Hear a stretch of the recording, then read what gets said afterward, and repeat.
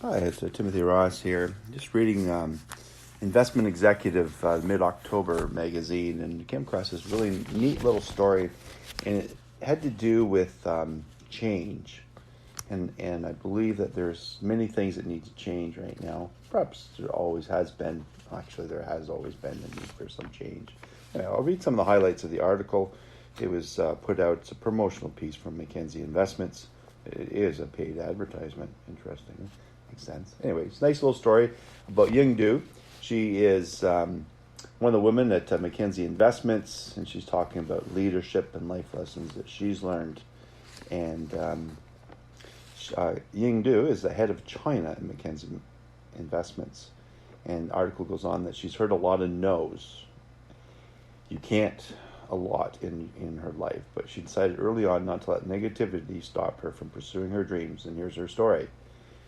First, the headline says, ignore the no's and wholeheartedly embrace change. Draw strength from your family and culture. Find excitement in change even when it feels scary.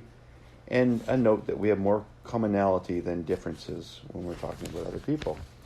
So let's just go through this again. So she says, drawing strength from her family and culture, her grandmother instilled that never give up attitude in her. A single mom who never had the opportunity to learn to read or write, she was determined to send her daughters to school so they could succeed. She is a big part of the reason she will never take no for an answer. Also, even though she spent most of her professional life outside of mainland China, Chinese culture is embedded in her. She loves that the Chinese word for crisis is two characters, danger and opportunity. Yes, it is. Crisis in Chinese means danger and opportunity. She believes that in every difficult situation, there's an opportunity to turn things around. She finds excitement in change, even when it feels scary. She chose to study at a renowned diplomatic school in Beijing that people said would be too hard to get into for a small-town girl like herself. But she graduated with a major in French studies. She then moved to Paris to study business, and people said only native French speakers could get a job in asset management in France.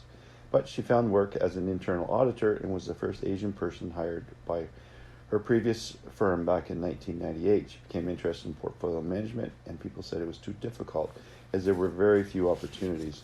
So she transferred to Singapore, where her Asian background is highly valued, and worked hard to become a fixed income portfolio manager.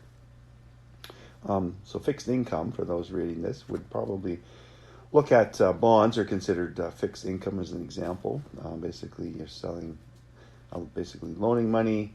I'm just paraphrasing here, and then you collect interest in return, and then there's the trading capital gain component to that.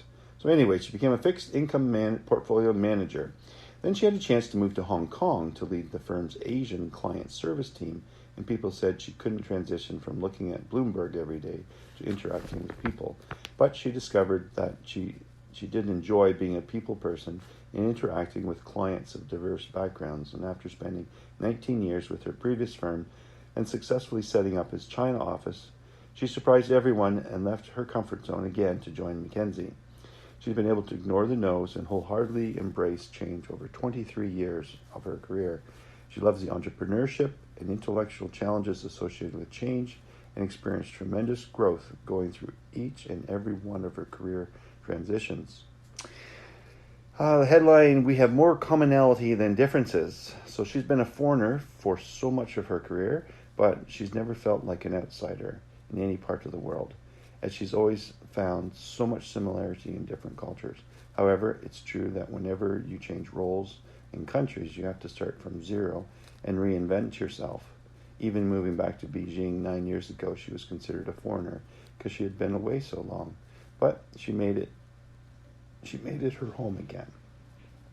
Now, as head of China at Mackenzie, she provides on-the-ground insight into the country's amazing economic and capital market transformation. It's not easy to task in the current geopolitical environment. However, all the challenges make her work so much more interesting and fulfilling. Well, there's some little highlights about change and being persistent, dealing with the negativity. I think that was a pretty good article and some valuable lessons learned in there. One thing here, talked about being on the ground. Just when I was doing my application for the new Blue Party, they had filled in the bank information, where the bank would be located. And I thought, well, that's a weird spot for a bank to be. I don't remember the bank being there. Anyway, it turns out there's an ATM.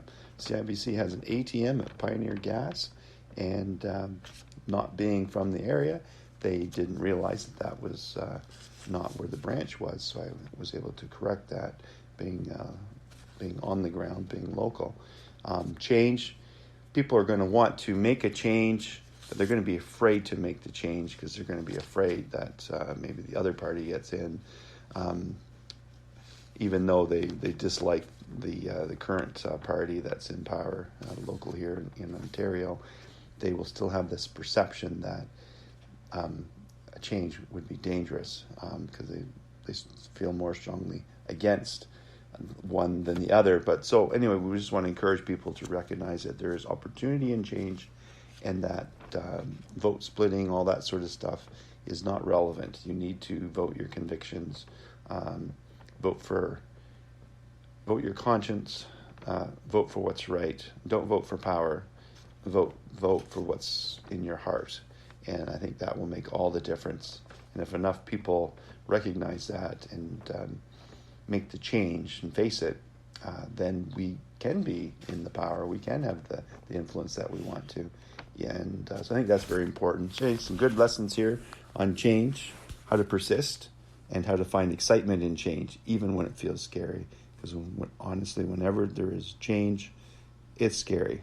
And everyone hates moving, at least I do.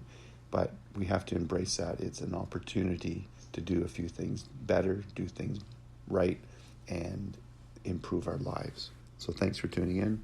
Timothy Ross here.